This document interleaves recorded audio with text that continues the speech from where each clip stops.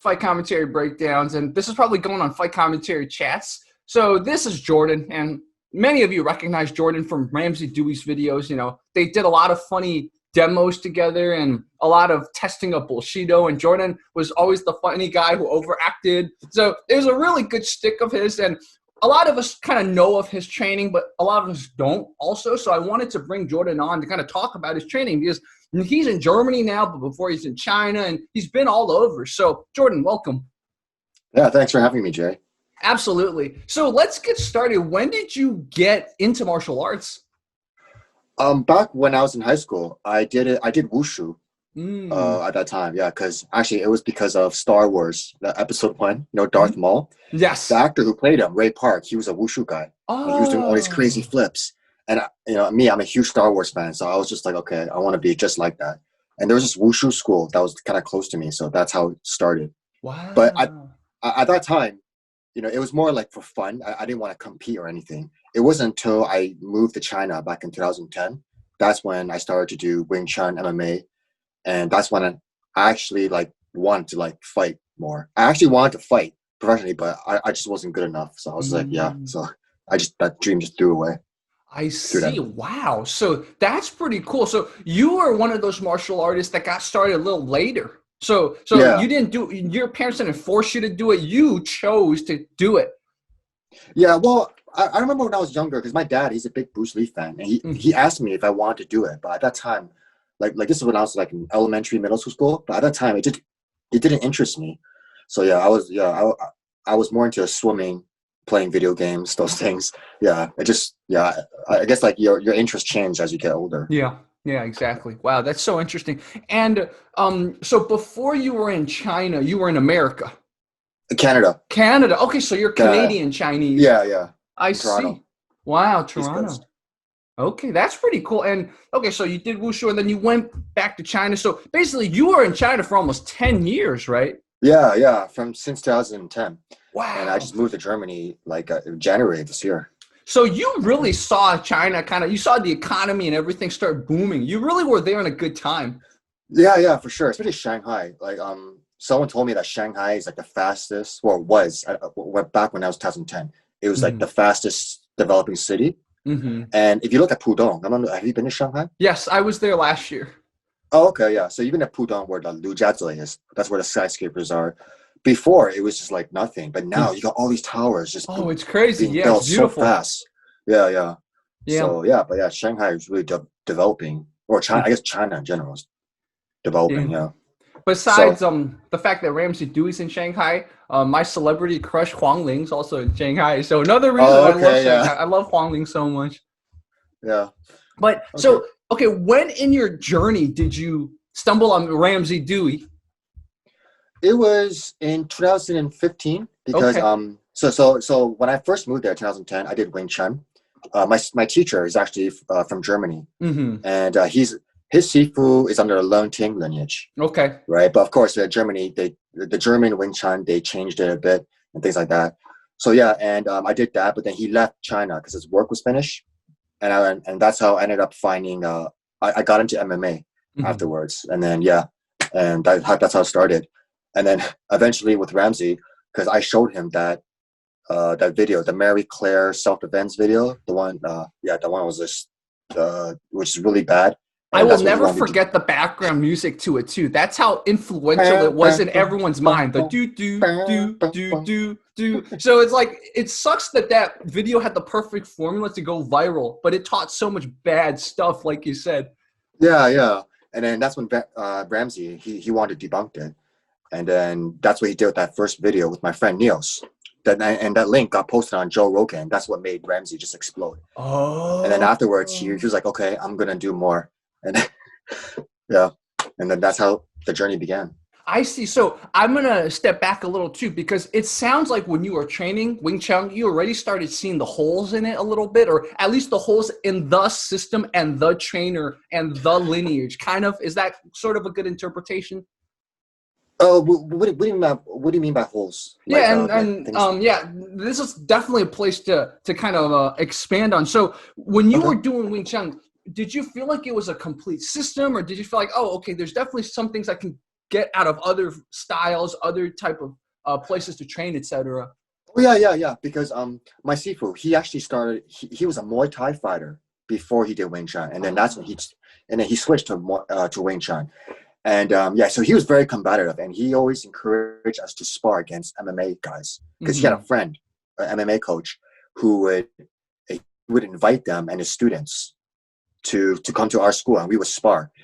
And then a lot of times, and because he said, like, the thing about like a traditional Wing Chun, I guess Wing Chun from Hong Kong, is that it's too old school. Like, no one attacks like this, and there's no manza, wuzo. They don't do one punch like this. Now people just hammer you. It's like UFC, MMA style.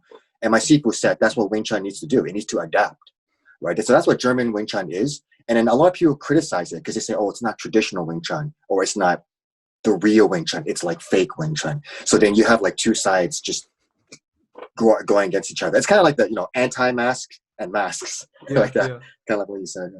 Wow, that's so interesting. So that's good. So it sounds like when you started training Wing Chun, it was already kind of grounded in a lot of pressure testing, which even in America, there are schools like that too, where they would bring like karate people or bring MMA people to their gym to kind of just cross spar just to see which techniques can be used. So that's good. You were at one of those schools.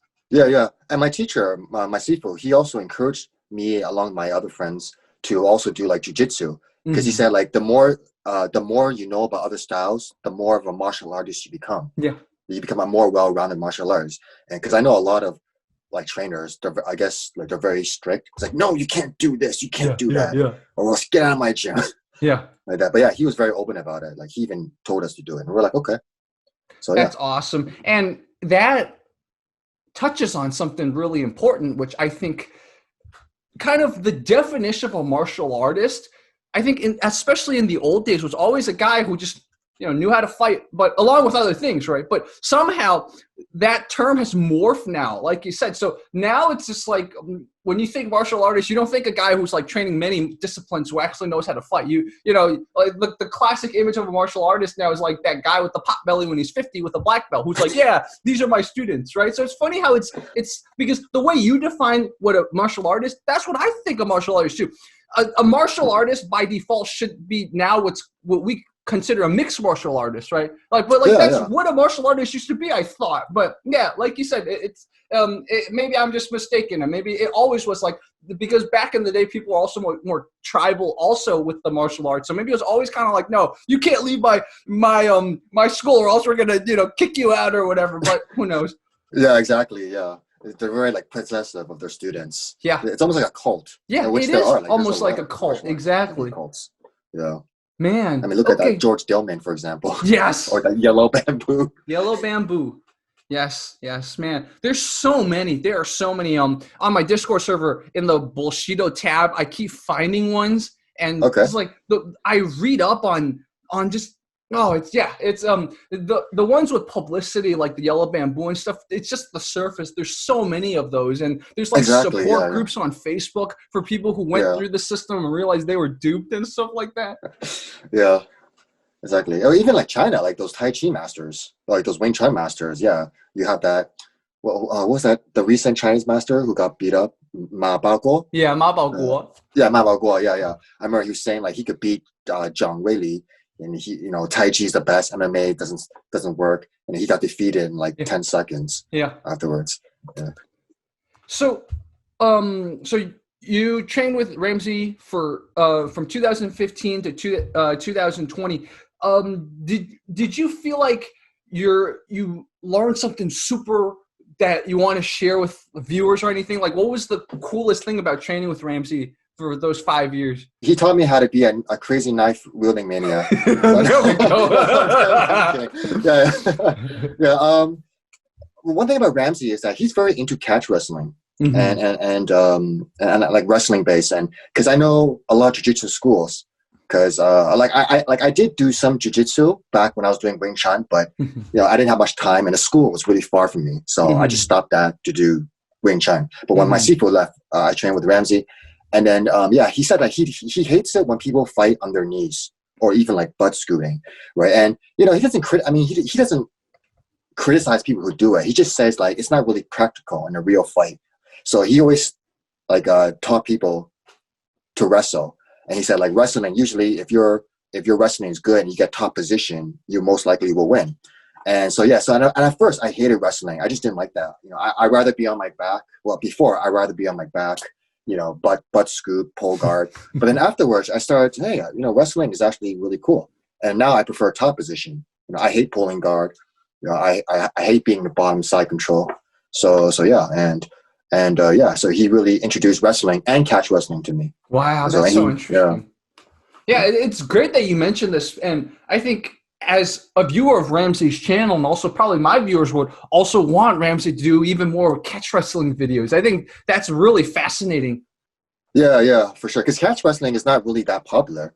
Like even in Asia, I think there's only 1 or 2 gyms in Asia. Wow. One is in Singapore, another one's in, I can't remember, I think Malaysia. But yeah, nobody knows what catch wrestling is. But everyone knows like jiu-jitsu this, jiu-jitsu that. It's everywhere. Yeah. Even in China, Shanghai, when I first went, there was only like 2 jiu-jitsu schools.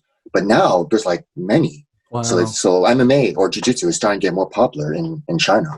And so that was actually my next question, which is you were there in China to really see martial arts teaching evolve, right? So you saw more MMA gyms, more jiu-jitsu gyms open up. I mean, tell me about that.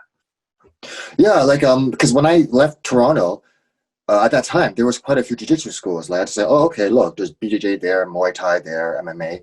And I thought China, because you know Shanghai especially, it's a city of like 27 million people, right? And you know, I got a stereotype, you know, China Kung Fu should be everywhere, Wing Chun, but I was wrong. I was just like, why is there so little jiu-jitsu schools here? There's even like very rare Wing Chun schools. There was only like 2 Wing Chun schools in the city. Wow. Right, one is the one I went to, but yeah, I was so shocked, and then I realized that you know Kung Fu or like martial arts isn't really popular in China. It's more about like basketball, soccer, anything with a racket and a net.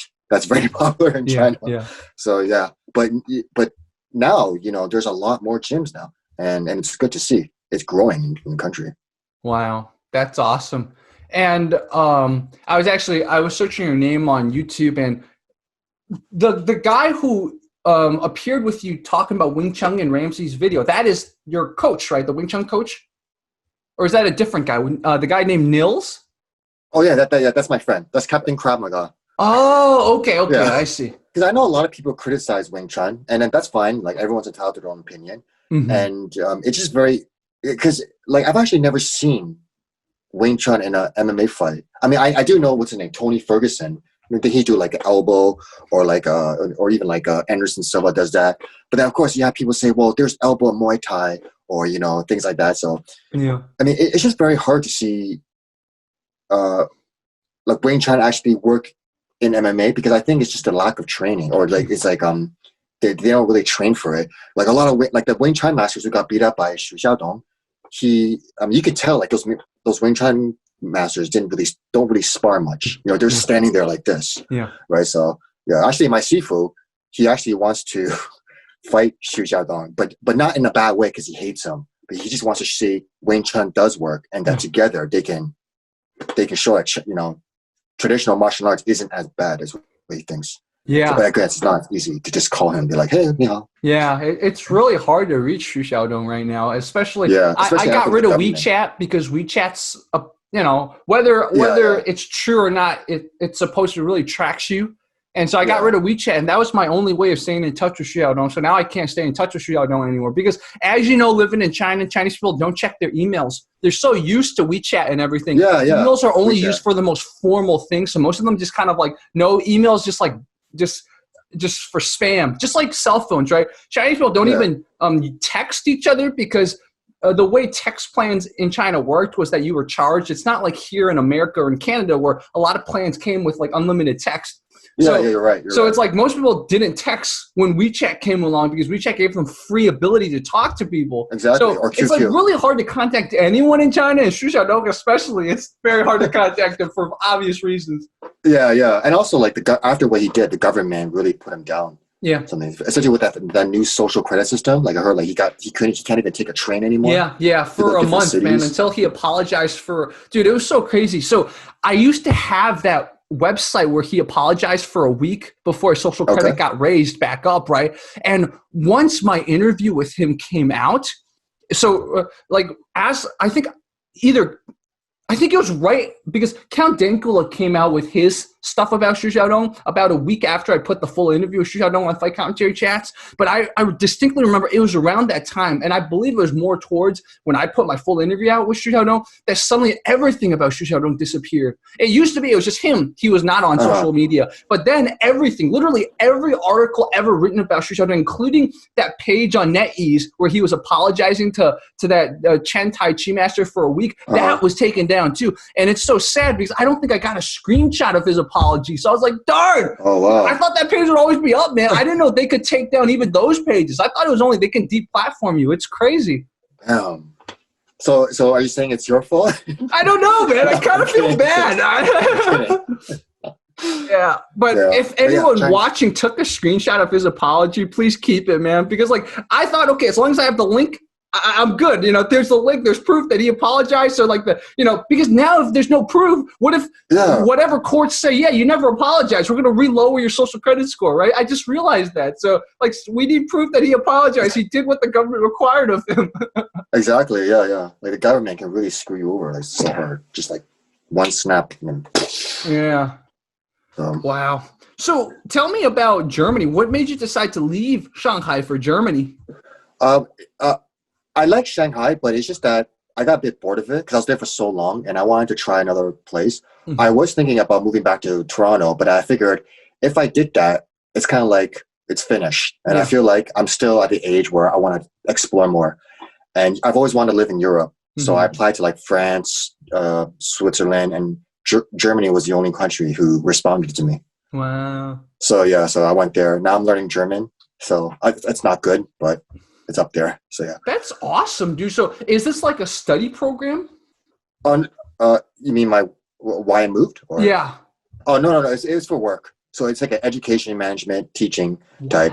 But I came to the wrong year because that's when coronavirus hit. Because I came here in middle of January, and then around March, that's when everything went to lockdown, and my company got really affected.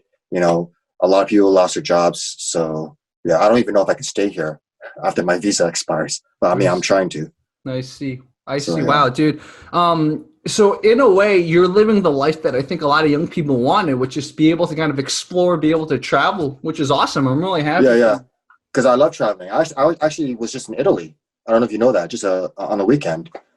And to see my seafood, because he lives there now, actually. So that's one of the reasons why I was there. There was no training. It was just sightseeing. Yeah. Wow, dude. Yeah, a lot of people were just like, what? Why are you traveling in time like this? I was like, well, it's not. I mean, I didn't want to because eventually this whole pandemic, it's going to be about for in my opinion, at least 2-3 more years. Yeah, 100%. You have to be prepared for it to be around for 2-3 more years. 100%. Exactly. Yeah. And I was just like, I'm already here. I'll do it. I mean, of course, I still wore a mask. I wash my hands, social distance. Right. But yeah. Yeah, exactly. Wow. So you're from Chengdu? Yes. I was born in Chengdu, and it's funny. I started wushu, not in China, but in the West too. So kind of like you, but I did wushu. So I think this is actually why my dad put me in wushu. So when I was 5, most Chinese kids in Canada and in America go to Chinese school on weekends, right? So I was in Chicago at the time. I went to Chinese school on the campus of Northwestern University, beautiful campus in the summer. In the wintertime, Chicago is so gloomy and cold. It's kind of like probably Toronto's weather.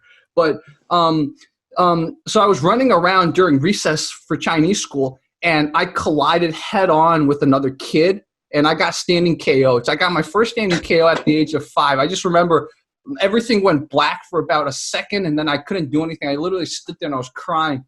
And my dad's not a good father, but he was well-intentioned. He didn't like that I showed that kind of emotion around people. So he was yelling at me while I was KO'd. He's like, don't you ever cry in front of people, and I was 5, right? So very soon after that, I got put into wushu because that's the only thing my parents knew. Right? They didn't know about taekwondo. They didn't know about karate, even though I'm sure Chicago was a pretty good mecca for lots of different martial arts. But anyway, so that's why I think I was put in wushu. My dad was like, okay, Jerry needs to stop getting standing KO'd and cried. He needs to get standing KO'd and still fight people. And it kind of worked because after that, I started getting to fights all the time. Once I had a little wushu, you know, the opposite of a martial artist, man, I would just fight my classmates all the time. And maybe some of it came with the standing KO. It changes your personality a little because, you know, your brain rewires and stuff and your brain grows new neurons. So that's how my martial arts journey started. And then I went back to China. I was in Chengdu from seven until because I moved right before my 7th birthday. So yeah, I went to Chengdu from 7 until 10, so 2.5 years. And the movie Independence Day saved you? Yes, it did. Oh, you saw that? Yeah. Yeah, I saw that video. Yeah. Wow, dude, that's awesome. You saw my other channel. Yeah, most people don't know my other channel, but yeah, I would watch Alice in Wonderland, Independence Day, and the Three Stooges every weekend to like stay in touch with my Western side. So I'm a goofy American because of that. You know, I'm not like that type of American, but because my upbringing was very one-sided. I had like America, like Independence Day, and then I had like trippy hippiness like Alice in Wonderland, and then I had goofiness like Three Stooges. That was my 3 biggest Western influences. Yeah. Man, I love that movie when I was growing up too. Independence Day. I watch it like almost every weekend. Yeah. But too bad the sequel sucked. The sequel. I still enjoyed it because I went in with the perception that the sequel's gonna suck. So I said, you know what, it's gonna suck, and I still enjoyed it. Mm-hmm. Yeah. But so the funny thing about my martial arts journey was that in China was when I actually got the best Kung Fu training. It's funny because we see so many bad Kung Fu masters, but in China, when I was training at the Shaolin Gong, so, you know, now the Shaolin Gong has this like perception as, oh yeah, it's just like a place for like really bad stuff, because now a lot of these private sector gyms are actually even better. But back then in the 90s, because it wasn't a for-profit organization, a lot of those people, no matter what you learned at Shaolin Gong, whether drawing, dance, or wushu or whatever, man, they really loved what they were doing. Since they weren't doing it for money, it was all out of passion. So I just remember like the class was supposed to be like 2 hours, but sometimes going like 3-4 hours just because the teacher felt like teaching more. So like that was a really, really good wushu training, man. Like we did compliance drills too. We never sparred, but we did compliance drills, which is better than a lot of Kung Fu schools already, right? Most Kung Fu schools, they didn't do compliance drills. And the one thing, and I've talked about this with other talks with people, but the one thing I never gave credit for was that I actually did a little karate too when I was in Chicago.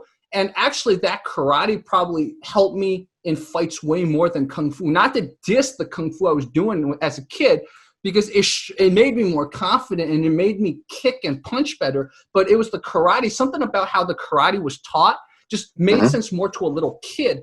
And that's why so many people, especially in MMA and jiu-jitsu, et cetera, they talk smack about compliance drills. But I always tell people the beauty of compliance drills is that it's a good way for a little kid to get some sequence of events. So not just one punch or one kick, but a sequence of moves that you could probably pull off against a little other kid attacking you. Right? That's what I always argue compliance drills are for.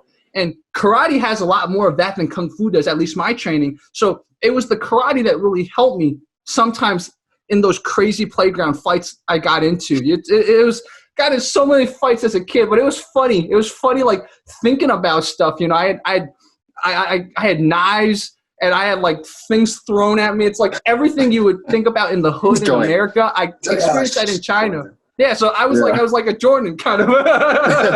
You were the first Jordan. Okay, you were the first crazy knife wielding man. Yeah, I was the first crazy knife wielding man, and I will say one thing most people don't realize is that when you have a knife in your hand, not everyone is crazy enough to pull the trigger to actually do something, right? That's what most people don't realize. So, this one kid was messing with me, right? And I remember I had my knife. I had 2 knives. I was scared, right? I had 2 knives. I gave one to my friend. So my friend had a knife, and this big kid was messing with us. So I had the knife out, and this kid was being stupid. The kid was trying to bully us. He grabbed my shirt, so he gave me his hand, right? And I knew because I was trained enough to know you just gave me your hand. So I didn't want to cut his hand, right? Because I was like, what if I kill him? But I need to warn him. So what I did was I took the knife and I just gently, he had a shirt on, so I just gently went like this. I'm like, you see what can happen? And he still didn't get the drift. He probably was scared too, and adrenaline's going on in his mind. So he didn't get what I was scared, but I was signaling to him, this could be not on your shirt, but on your skin. This could be on your face. He didn't get it. So he kept grabbing onto me. And I was like, at this point, I'm like, I told my friend who had the other knife, hey, yo, can you show him what we can do? And my friend froze there. But like, that's what people don't realize, right? A lot of people think, okay, I have a self-defense weapon, whether a taser, whether a knife, whether a gun even, whether, a pepper spray. When the situation comes, I'm going to use it. And, it doesn't happen like that. And I knew that from a very young age because I had the force multiplier. He was bigger. I even had a friend there. It was 2-on-1, 2 knives against a guy, and we both got scared. We both froze. And it was a blessing that I learned that at age 9. Most people don't learn that until their first incident, and then they get beat up. Exactly. Yeah, no, I agree. As I said, it's all mental. Like if you're confident enough and you're ready, you would just even if you have no technique, you can still win. Yeah. Because you can just if you have the confidence.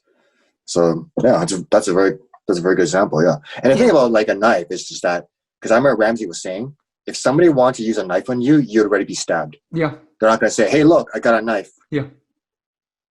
They'll just walk up to you and go like that. Yeah. And, it's unfortunate, but that's just how it is. Yeah. But, and I think the other great lesson from your story and my story is that if someone is showing you their knife, they're probably being very merciful. So don't keep messing with them, Just like you said, if they really wanted to hurt you, you wouldn't have known until you felt it, right? So if they're showing you, just back off. Give them whatever space. Don't mess with them anymore. Exactly. Yeah, that's a good point. Like, or especially with a gun. Some guy's got a gun. Your wallet is more important than your life. Yeah. So like Ramsey, I'm not sure if you heard one of his videos, but he said he got mugged gunpoint 6 times in Argentina. Wow. Right. And the way he solved it was, I have my wallet, I'm giving it to you, bye. And that's it. Yeah. And he never got shot. Yeah. So wow. Yeah.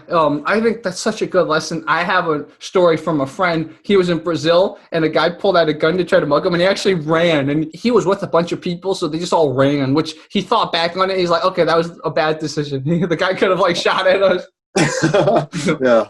But as you said, some people they don't want to shoot you, so they just stand there. Yeah. So yeah. So psychology of an attack is something not always talked about, and that's why I give credit. The Wing Chun coach I briefly trained under, who we featured on our channel, I don't think I talked about this that much in our video, kind of critiquing him, but he was all about the psychology of an attack. For example, multi-attacker situations, right? Unfortunately, on YouTube, we're not allowed to critique that anymore. They don't like street fights. But back when YouTube was filled with fights and you could spend hours watching fights on YouTube, every multi-attacker situation you saw, what happened was it wasn't like if it was 10-on-1 or 10-on-2, it wasn't like every one of the group that's 10 was attacking, right? There's something called diffusion of responsibility. So there might be 1 or 2 hotheads in the group and a leader of the group, or maybe the leader's best friend, and they might be the ones you have to take care of. All the other ones might not even fight. Like, these are things that people don't even really talk about because martial arts has become so much about one-on-one that we don't think about psychology. Okay, if you do pray, you never do, but if you do get jumped, what do you do, right?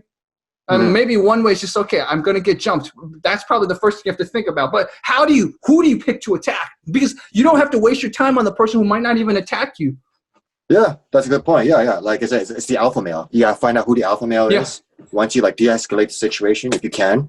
And usually a lot of times they'll just be like, back off. Yeah. Yeah. But usually, because I've been in so many encounters on the streets, and for me, a lot of times is one thing I like to say is one of the best weapons is to be friendly. Yeah. Because there are times where the people get angry, but then I would joke about it and I say, listen, I'm sorry, I'm stupid, things like that. I would try to get them to laugh, and that was it. They just walk away. I was like, because as soon as you provoke it, like, hey, what's up, you bitch, like that, you're screaming at them, it just explodes. Yeah. And I think this goes to another very interesting point. I was talking to another friend of mine, and this friend of mine's been boxing for about 2 years, and we were mentioning, and I don't know if this is always the case, but this is just from our observation. It seems like a lot of people who don't really know how to fight love to escalate, man. And it seems like there's something, if you really train hard, it humbles you, right? The whole martial artist creed of the better you get, the more kind of humbling it is. I think it is true to people who really train well. I think there's that perception that certain martial arts leads to delusion and, you know, like the fake masters challenging the real fighters and stuff. But I think that's because those fake masters never really trained, like sparring and everything. But if you do spar and you do kind of like really see the reality of violence, you will basically never want to get into any kind of situation. No matter if it's just like some dude who's like 10 inches shorter than you challenging you, you still don't want to get into a situation because you know what a person who's shorter than you can do even in sparring. So you're just like, okay, that person might be trained. That person might have something. Okay, whatever. I'm sorry, dude. You're cool. You're cool. Yeah, that's a good point. Yeah, I also think it's like the self-discipline as well. Because the longer you train, you get that discipline, you know, what to do, what not to do. Mm-hmm. So yeah, it's kind of like, it's like, you ever watch like jiu-jitsu guys who are very new, but they wear like tap out shirt, tap out hat, you know, things like that. But then if you look at another guy who's wearing glasses, a regular shirt, and he's like a brown belt type of thing. So it really changes it really changes your identity as well. Like you don't need to show off who you are because a lot of times, a lot of people who train for a long time don't do that. Yeah, very true. That is something I've noticed too. Like some of the people here in LA who really can destroy people, they look the most hipster or they look the most metalhead or hippie or whatever. You were never looking at them until you look at them close. You see certain muscle groups that most people don't have. Cauliflower ears. Yeah, exactly. But if you look at them from afar, you look at their pictures, you're like, oh, this is just a cool dude. And then you train with them, you're like, whoa. Yeah. Yeah, and obligatory thing, since we're talking about this, is for people who maybe watch my channel or watch Ramsey's channel, or if Jourdan, you ever create a channel, which I would encourage you to do. If you guys don't train, please don't get into fights, man. Just know it's dangerous. It's dangerous. A lot of people who've never been punched in the face, like it's almost like it's the only way to show them that it's dangerous. Like they need to get punched in the face once. They're like, okay, all right. Like don't escalate it with people just because you want to maintain your manhood, you want to seem assertive or whatever. I've had so many stories of like friends of mine who don't train, who just like get into these stupid situations, and in the back of my head, I'm like, what are you doing? What are you thinking? Yeah, for sure. Yeah. I mean, I at the same time, I do think that everybody, or at least everybody should at least feel what a punch feels like. But once you feel that, you're like, okay. So, and that's what it feels like. It could be a lot worse. So, but for me, I think like fighting, especially in street fighting, one thing that worries me the most is the legal aspects. Yeah. Right, because when the lawyers come in, or let's say this person ended up falling. I know it happened in Russia. There was this one incident that happened a while back, but it made like huge news. Where it was a street fight, and then I think it was a kickboxer. He kicked him, and then the opponent just fell, hit his back of his head on the concrete. He died. Ooh. Right, and that just shows you like, okay, fine, you beat him, but now you're going like, is it worth it? So now you're going to go to legal aspects. I'm not sure if he went to prison. But still, it's all that, and so you just gotta ask yourself. Sometimes your ego is just not worth it. Just like walk away, as I said. Just laugh. Just be like, sorry. Blame yourself. That's it. Yeah, exactly. And in the Discord server, I saw this link to this guy who I think like he got jumped by 3 people and he stabbed and killed all 3 of them, and I think he was okay legally. But like unless you're in that situation where you're literally getting jumped by 3 people, you probably have time to walk away. Right? If you're getting jumped by 3 people, then fight like you mean it. But most fights can be avoided, like you said. Most fights can be, especially if you can like approach it with humor, man. It's just like even like people sometimes that don't like my sense of humor because they're like, Jerry, you're so self-deprecating sometimes. I'm like, well, that will save you sometimes. Your self-deprecating humor will save you sometimes. Yeah. Actually, I remember back when I was in Shanghai, I was at a bar and I was waiting for my friend, and I noticed that there was this one guy sitting across from me. He was a bit loud, and I kept staring at him, and he looked back and he was like, what are you looking at?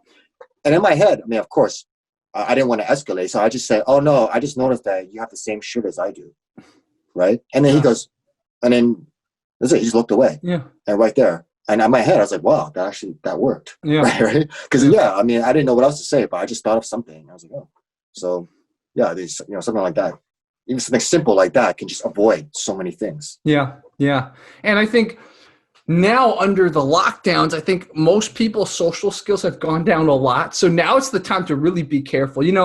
Right now, communication's at an all-time low. So a lot of times you have to realize that what you say and what they say has a higher likelihood of being interpreted as something escalatory. So the de-escalation paradigms, the ability to talk yourself out of situations or even make friends with someone, that needs to be practiced even more.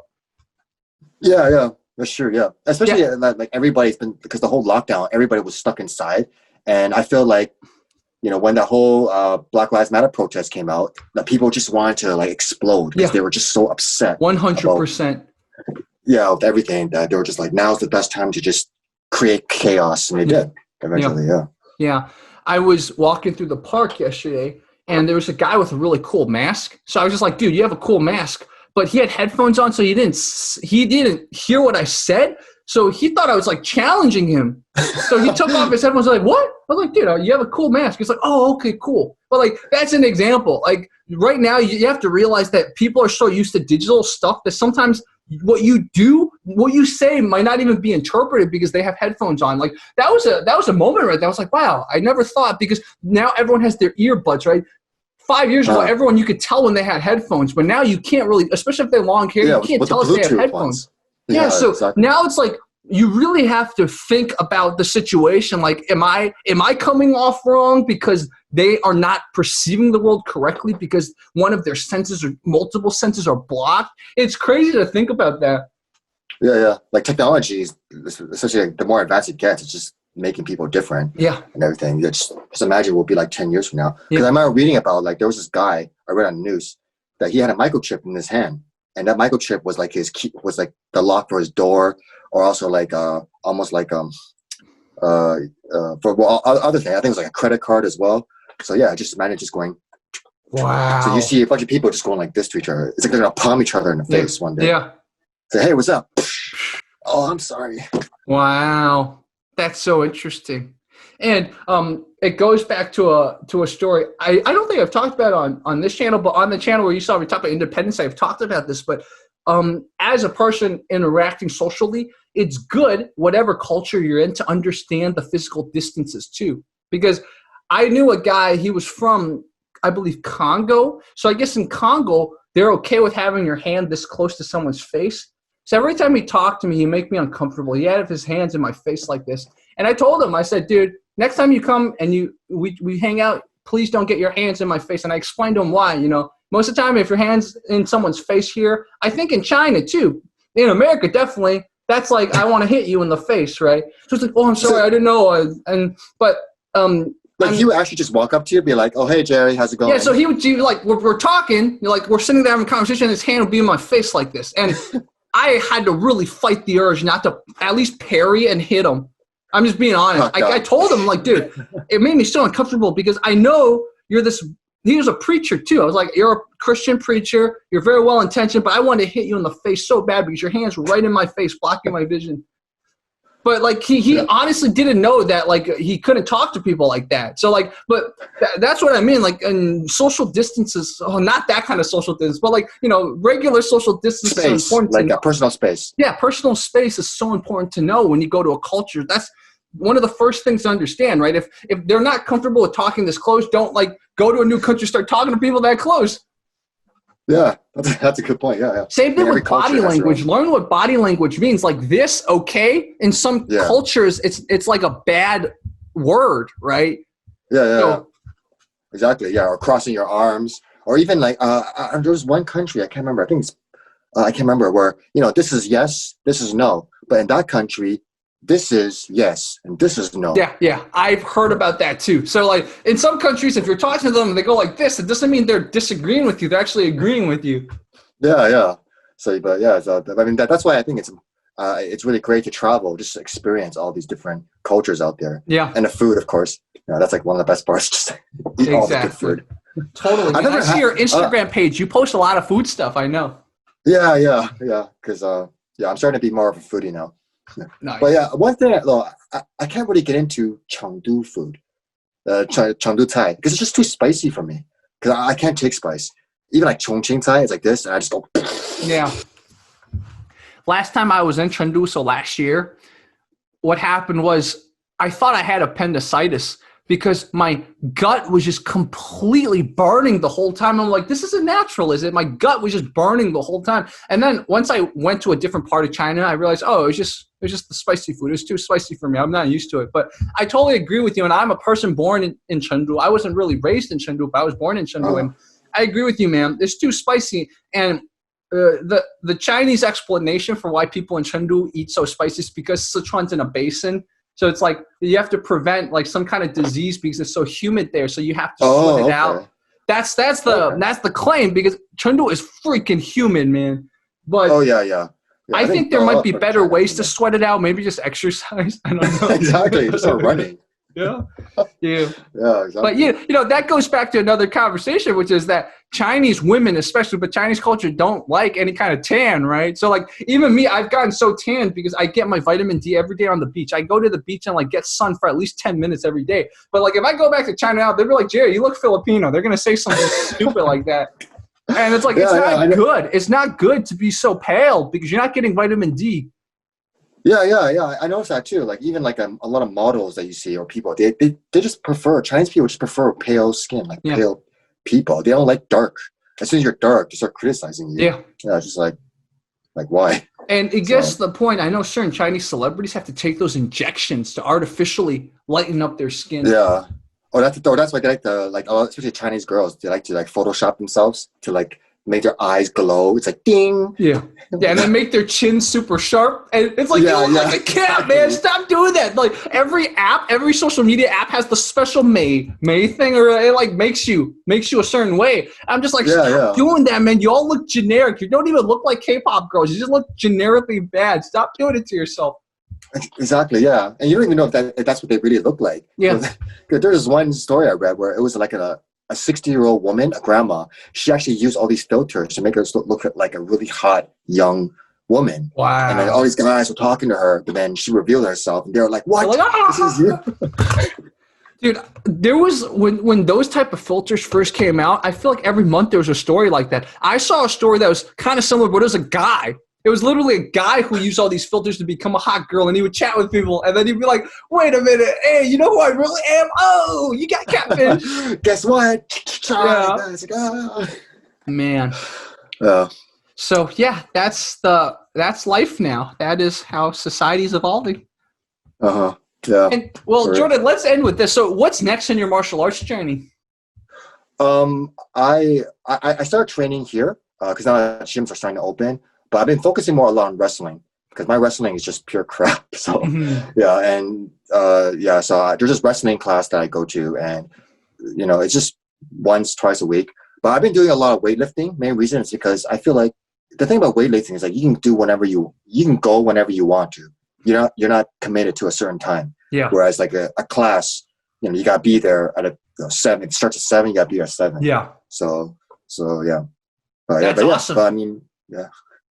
So yeah, but I was gonna ask you like I wanted to know because you were talking about the Shaolin Temple, right? And I noticed now it's like a lot of tourists. They say things like, "Oh, I want to go train with the monks. I want to fly in here. You know, I want to learn about the 5 palm heart exploding technique."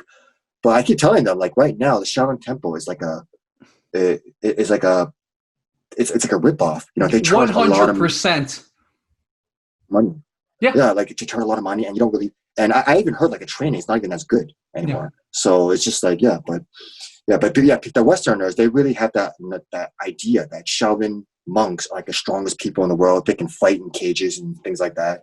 And I was just like, no, they'll get destroyed in a cage. Yeah, even most of the martial arts YouTube channel, and I believe even Joe Rogan got duped. But there was a Shaolin monk, and it's not even a real Shaolin temple. It's a fake Shaolin temple in Yunnan. So yes, there were a lot of Buddhism in Yunnan, but this Shaolin temple was definitely built after all the China opened up and the movie Shaolin Temple came out. So it's trying to capture all of that tourism and all that new publicity, right? But this is not one of the original Songshan or like any of the other Shaolin temples that was like historic.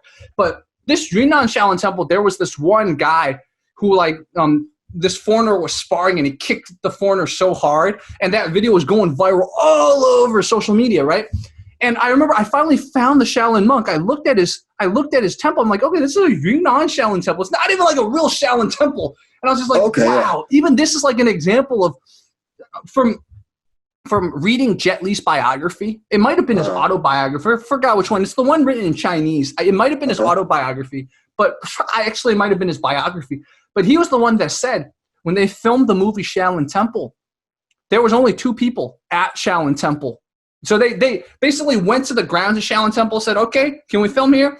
There was a doorman and an abbot. Although if you look at South China Morning Post, I think did some research, said there was actually 3 people at the temple. There was a cook, a doorman, and an abbot. So it was either 2 or 3 people. But either way, Shaolin Temple had only 2 or 3 people. And then when the movie Shaolin Temple came out with the Jet Li movie, all these Sanda people, all these Kung Fu people went to Shaolin to kind of like capitalize on it. Now, some of my viewers say that even though the Shaolin Temple itself basically lost its Kung Fu, lost its culture due to various things, aka the Cultural Revolution and stuff like that, along the way, there were all these schools kind of a few miles / tens of miles away from Shaolin Temple that were still descended directly from the Shaolin Kung Fu. So, like, there's still a lot of legit Shaolin Kung Fu, and some of that Shaolin Kung Fu did go back to the Shaolin Temple. But the reason I'm saying this is exactly like you said, Jourdan. Probably even now, whether the real Shaolin Kung Fu went back to Shaolin Temple and is being taught in whatever Shaolin temples, it's probably still a ripoff because it's mostly Wushu and Sanda. It's mostly just Wushu and Sanda that's being taught there. And you can get better Wushu and Sanda taught at a legit gym that's training you to become a Sanda champion or training you to go into MMA. Yeah, okay, yeah. That's interesting. Yeah, okay. Yeah, that seems interesting, yeah.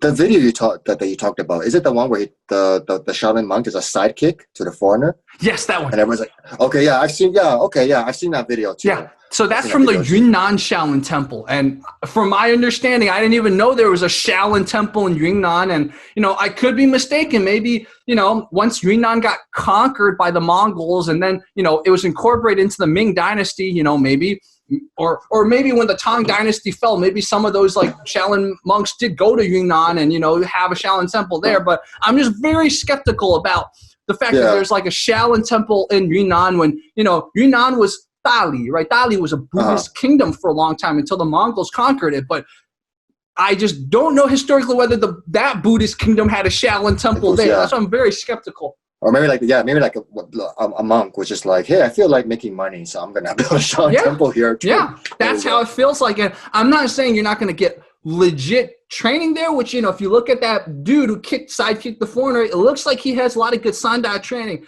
But I'm going to question the Kung Fu / cultural legacy of that Shaolin Temple. And again, I will stand corrected if it shows that you guys had it's like historically you guys are sound. But this is just my thought right now. Mm-hmm. Yeah, okay, yeah. And this is actually the first time I've ever talked about this. So, Jourdan, I'm glad you asked me this question because for a while I was pretty nervous about how to approach this. I don't want to be belligerent. I don't want to be completely dismissive, right? That's why the way I framed it, I'm not saying that guy can't fight. I'm not saying that guy can't give you good training. I'm just questioning the cultural claimed legacy. Yeah. Okay, yeah. I mean, it's kind of like that Yilong. You know who Yilong is, right? Yeah. Because a lot of people think that he's actually a Shaolin like he trained a Shaolin temple, but from my understanding, he never trained a Shaolin temple. He just marketed himself because he looks like a Shaolin monk. Yeah. And it's good publicity for him. He gets paid a lot. And yeah, he looks like a Shaolin monk. He's a good fighter.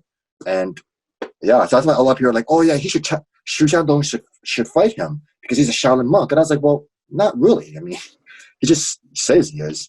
Yeah. Right. So. And Xu Xiaodong does really want to fight Yilong too, because what Xu Xiaodong is saying is just, you're duping people, man. You're not a real Shaolin monk. You can't fight. You fake your matches. I want to fight you. So yeah, Xu Xiaodong is basically using this branding thing that Yilong does to try to like justify going against him. But Yilong's way smaller than Xu. So Yilong being a fighter, actual fighter's like, I'm not gonna take that loss because he's just using his size to bulldoze me. Unlike all the fake masters who don't even understand, just by size alone, they can't take on Xu Xiaodong. Like, imagine Demetrius Johnson, okay? Demetrius Johnson, one of the most talented but small fighters. I don't even think he could be Xu Xiaodong. Because Xu Xiaodong got like 200 pounds on Demetrius Johnson. What are you going to do?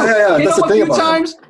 He's like Xu Xiaodong, like he's not actually a very, very good fighter. I mean, he could fight. It's just because he's so big and strong. He just hammers people. Yeah.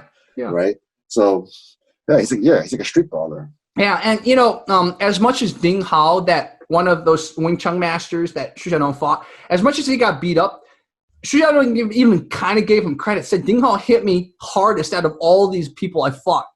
Because, I mean, Ding Hao was so much smaller than Xu, right? And yes, you know, how they ruled it a draw, and then afterwards, I actually never posted this. I might post this later since we talked about this, but Ding Hao actually claimed he hit Xu Xiaodong so hard that Xu Xiaodong couldn't eat for a few days. So there's a level of delusion in Ding Hao, right? So I'm not saying that guy isn't full of whatever, but he does get credit for the fact that considering how big the size difference was, he did hit Xu Xiaodong a few times hard enough that Xu Xiaodong admitted, okay, yeah, he hit hard for his size. Mm-hmm. Yeah. Okay. Yeah. I did see that fight, but I just can't remember which part. So I think I'm gonna rewatch it afterwards. Yeah. Yeah. It's just so interesting. Like looking at that fight, we know Xu Xiaodong beat Ding Hao, but half of why he beat Ding Hao, let's be honest, was because he was just so much bigger. Yes, Ding Hao, none of his a lot of his chain punches didn't really do anything and everything, and Ding Hao didn't know how to fight in the clinch and any kind of grappling. But still, like, there was a part where, remember, like, Xu Xiaodong just, like, threw Ding Hao, and it's like, well... Yeah, he flew against, like, the wall. Yeah, he one time threw him against the wall, another time threw him, like, in an arc, right? And it's like, thinking about those, you're just like, yeah, well, if you guys were the same size, I think those moves would have been a lot more difficult. Because those are just like bullying moves. Those aren't like any kind of like true martial arts move. Like anyone can throw anyone, you know. If you're like much Demetrius bigger. Johnson and Brock Lesnar. It's like yeah, exactly.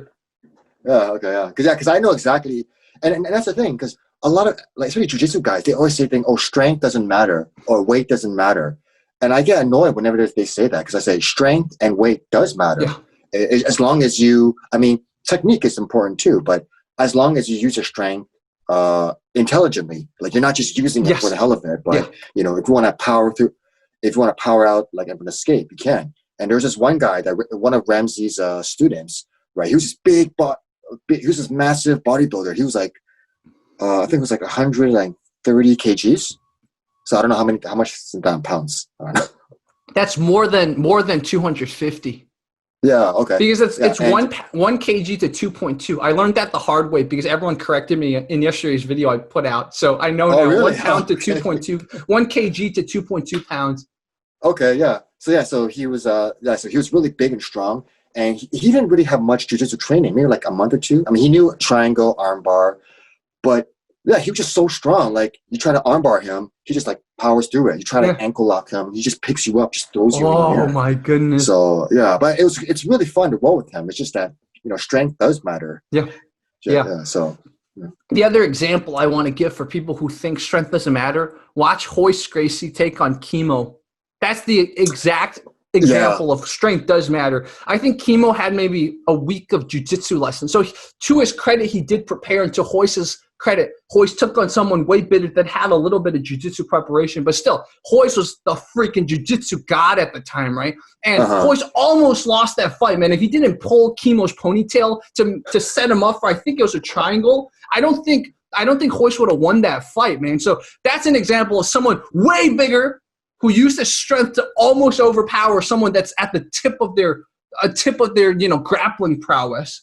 And that doesn't mean don't train in grappling. It just means be careful of drinking the Kool-Aid, thinking if you're 120 pounds and you're a jiu-jitsu blue belt, you can take on a 200-pound football player. Don't think like that. Yeah, exactly. That's a very good point. Yeah, glad you mentioned that. I want to ask you so much. Yeah, go ahead. Oh, so I want to ask you. You do because you did wushu karate. What are your thoughts on forms? Do you think they're a waste of time, or do you think they actually they are good? That's a tough one, right? Because I used to think that it was my wushu training that helped me the most in fights, but in the most kind of aggressive fights I've been in, it was the karate training, right? It was the compliance drills in karate training that helped me the most. So what I think the forms help me do is I look like a martial artist when I move, but it doesn't mean I'm functional. Like, that's just the honest truth. Like, I look cool when I move. Even now when I'm doing boxing and kickboxing, I look cool. Doesn't mean I can fight, right?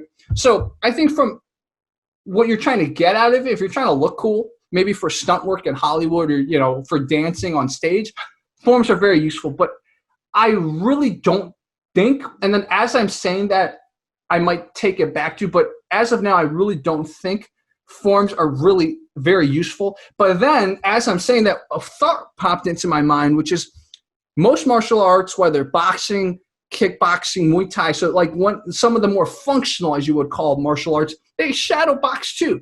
So if you think of forms as just a more advanced version of shadow boxing, kind of, you know, maybe not all those moves you can do. So maybe like if you modify some of those forms, like there are some kung fu forms that are not very pretty, right? They're literally just strikes. Like none of this stuff is just like literally like strikes. Maybe those forms are basically kind of like another version of shadow boxing.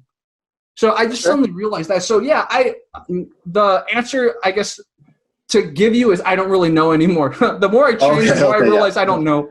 Yeah. Okay. Yeah. Because at first I used to think like when I was doing Wing Chun, and also I did Taekwondo for a bit, like a long time ago, back when I was in university, on and off.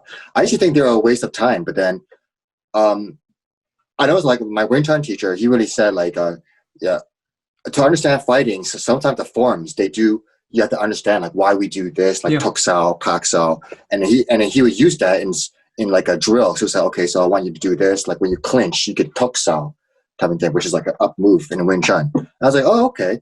And but I think that a lot of schools now, like they don't really understand. I mean, correct me if I'm wrong, but they don't really understand the full purpose of forms. They just do the movements and that's it. And I remember Ramsey was telling me like a Taekwondo, because he did Taekwondo as well.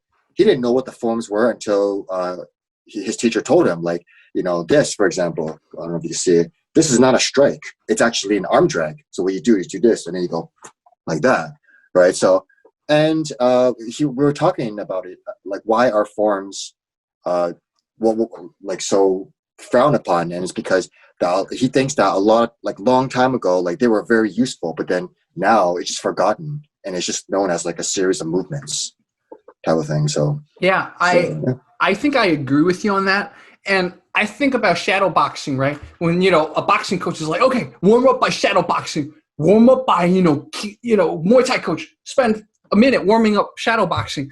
I suddenly think about that. I'm like, what do most people do when they shadow box? They basically, whatever they've been training, that's all they do, right? Yeah. But what forms do is you're kind of shadow boxing, but you have all this other stuff that's like memorized. So you're literally, it's like shadow boxing, but more advanced, because you're practicing all these movements that maybe you haven't been training. You might have even forgotten, but you're like constantly ingraining all these other muscle memories that you're not training at this moment.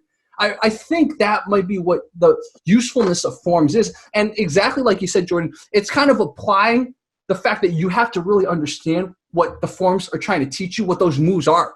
So if you're doing the forms with the kind of knowledge that, oh, this is what this move's actually doing, then I think it actually is like a more advanced version of shadow boxing. It's just something that just came into my mind as I thought about it, because I think about when I shadow box, and I don't think I do shadow box well. I'm like doing such basic stuff, and I just like, where's all these combos I need to string together? But that's what forms are teaching you to do. It's like giving you combos if you can't, you know, if your connections aren't there yet in your head. Yeah, that's a good point. Yeah.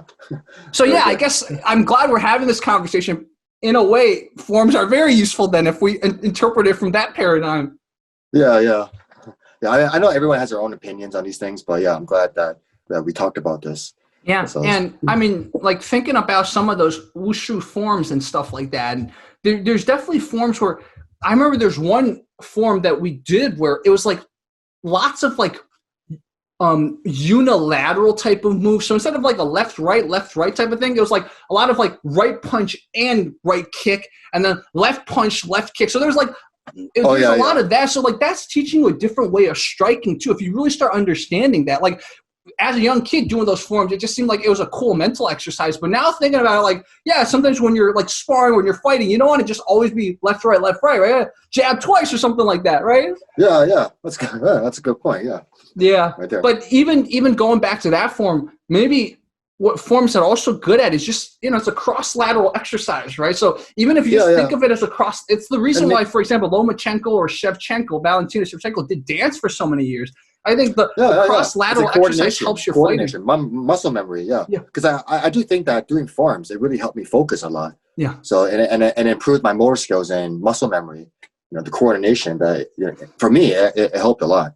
Yeah. So maybe sort of the lesson I'm learning from this is that if you do forms, make sure you get a really good teacher, a good friend, or good fellow martial artist to kind of think through the forms. Like, what are these forms trying to do? Yeah. And I think if you do that, then that form becomes very useful, because every time you're doing the form, you're thinking about how it strings together when you're in a confrontation or whatever. Mm-hmm. Exactly. Yeah. I mean, like every move, every form has its purpose. Like, don't just do for the hell of it. But okay, I remember this because I remember there was a video on YouTube. It was a bunch of karate. It was MMA fighters who did karate, and it was like a back and forth video of like what move they did from a form. It was like one of them was like Lyoto Machida, I think was one of them, where like it was like a punch and an elbow, and you actually see him doing in a fight. Yeah. So yeah, I'm not sure if you've seen that video, but I don't think I've seen it, but I will definitely. Okay, I'll send you the link if I can find it. Yeah, exactly. Yeah, I think. No, this is such a great discussion, and it makes me want to dig up some of the old forms I used to do, right? But what I was going to add to this is I think especially Chinese martial arts, because depending on what historian you ask, they were suppressed multiple times. I think that's the general consensus. It wasn't just communism, right? They were suppressed multiple times. And what happens was then it becomes more emphasized on fitness and aesthetics and all that. So the more you make it look pretty, the more you kind of lose the general functionality of whatever the form was trying to do. Like, you look at karate forms, you look at martial arts that I think have better reputation for like being able to be used in fighting, and the more their forms look ugly, right? The ugliest form is shadow boxing, where it literally just looks like the guy's fighting air. That's not pretty at all. I mean, it's pretty for you and I who train, but it's not pretty for someone watching. It just looks like, oh, this guy's just roided out, right? Yeah, he's just punching the air. He's just punching the air. So then you move a little bit away from that. It's like karate forms and stuff like that, where it's like it looks ugly from a Chinese martial arts standpoint, but I'm sure a lot of those punches, those blocks are very useful against certain people. Yeah, those blocks. Yeah, and then you move even further from that, and it's a lot of Chinese martial arts forms. It's like completely, oh, you're going to fight that low? Oh, you're going to have your hands that high? Oh, you're going to like spin all these, you're going to like, exactly. The wushu one. Wushu. You're going to hit your hand all the time, But I mean, thinking about that move they do, right? You can probably find a functionality from it. It probably is some kind of like clinch or grappling. Yeah, a clinch and then a hammer fist. Yeah. But like in my kung fu training, we never explored what it was. We just do it. Right? Like, knowing both of us like spar now, we train a lot of other stuff besides kung fu. We can think back on some of those things and be like, oh, what was the point of that? Like, what's the point of this move? Is it just to look like a freaking power? Or is it like a neck twist or something? Or even if it is a neck twist, it's probably not practical. But you think about stuff like that. Yeah, for sure. Yeah, for sure. And also like even like Wing Chun, because I know like when you do forms, there's different lineages. Like one part in this form called Sunam Tao. One of them is like this, is an eye gouge. Mm-hmm. Right, but if you look at other lineages, sometimes they don't do it like this, but they just do this. Oh, right. So it's like that.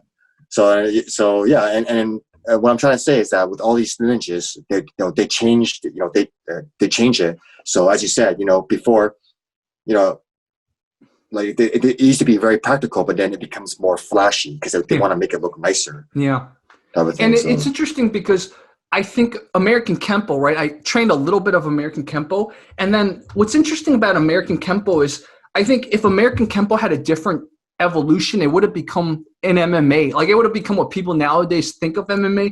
But American Kempo is very flexible in that a lot of the black belts have their own interpretation on the moves. Like, one of the American Kempo moves that a lot of people kind of know is 5 swords, right? It just sounds cool. But it's like a compliant drill. Traditionally, 5 swords is like a palm open finger technique. But I knew a guy who taught the 5 swords like set of moves as more of like a punching technique. So it's like even that's kind of cool. Just the different types of interpretations of the forms, and the fact that sometimes a reinterpretation might actually be better. So you take whatever that was supposed to be, and then you apply it more in a combat context. You could actually improve on it. So it's not just like the form straight away from fighting. Sometimes you could actually bring it back more into self-defense. Okay, yeah, that's an interesting point. Yeah, I never thought of it like that, but yeah. Yeah, okay. So again, Jourdan, this is an awesome conversation because this is like stuff that people need to think about, because there's a reason every martial art from the old days had forms, right? Yeah. It could just be we're all deluded, we're all stupid, but I don't think it is that. There's probably some function that we're trying to find right now from it. Mm-hmm. Yeah, you really got to dig into the deeper. It's like what happened from back then to now. Like Tai Chi. Why do Tai Chi masters think that doing this ball can really use the Jedi Force and push the guy away like 10 feet or something like that, knock him out? Yeah. So yeah. And I remember when I took American Kempo, and I'm not saying it's kind of like a block like this, right? So I'm not saying this block is that useful against like a Muay Thai guy. But if someone like who doesn't know how to kicks you, if you block down here, maybe you could block them from like kicking your balls or something like that, right? But this kind of block made me remember in Kung Fu sometimes we like go horizontal like this. And then it makes me like, I remember that was one of those first moments. I'm like, okay, so that move in that formula went horizontal like this. Maybe that was because it was made to look aesthetically cooler. This doesn't look as cool to the naked, untrained eye. So I was like, maybe this move was actually a down block of a kick that got kind of turned into dance. So then it becomes like a gongbu, like a bow and arrow stance and like horizontal, but it was actually just supposed to be a downward block. Like an actual block. Yeah. Okay, yeah. Maybe like one guy was just like, nah, I'm going to make it like this instead. Yeah. He taught a bunch of people and then it just spread it. Yeah. That's because, even pushing a guy away, like I don't think this is that useful, right? So like there was no functionality with like this move, but then it's like interpreting it vertically and seeing how American Kempo was teaching that block. I was like, maybe that was what that move was actually supposed to be. Yeah. Cool, yeah. That's... And I think maybe, Jourdan, this calls for like a sequel video where we like think about some of the forms and maybe we can like send each other kind of analyses of what we think. Okay, yeah. We'll break down certain moves in the forms or something like that. Yeah, for sure. Yeah, that'd be really good. Yeah. Well, dude, I'm really glad we had this talk, and let's definitely do more talks, man. This is so cool. Yeah. This was definitely a lot of fun. Definitely. So, viewers, I will put Jourdan's Instagram in the description and pinned comments, and one day when Jourdan has a channel, I'll link that too. All right, cool. Yeah, thanks a lot. Definitely. So this is Fight Commentary Chats, aka Fight Commentary Breakdowns.